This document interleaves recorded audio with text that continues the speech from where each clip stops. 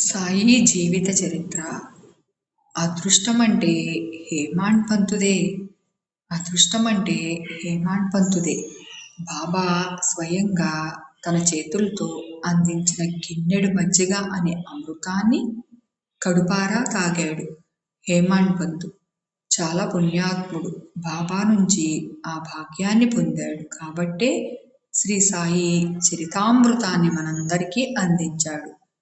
హేమాడ్ పంతు శ్రీ సాయి సచ్చరిత్రను బాబా అనుమతితో గ్రంథస్థం చేసిన చరితార్థుడు.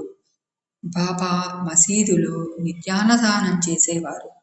బాబా స్వయంగా వండి వడ్డించే ఆహార పదార్థాలు వట్టి పదార్థాలు కాదు కదా.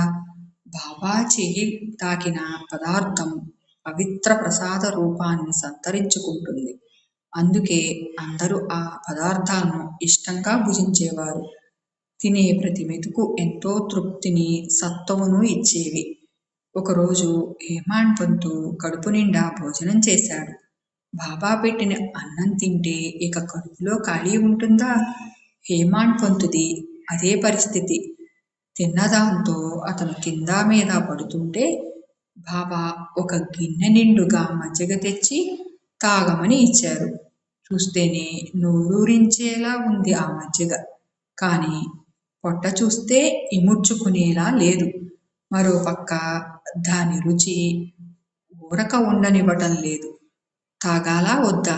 హేమాడ్ పంతు ఏదీ తేల్చుకోలేకపోయాడు. బాబా అతన్ని గుంజులాటను కనిపెట్టారు. ఈ మజ్జిగను తనివితీరా తాగు.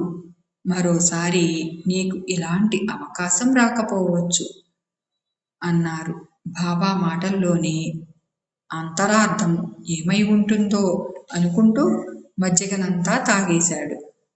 కొన్నాళ్లకు బాబా పలుకులు సత్యమయ్యాయి.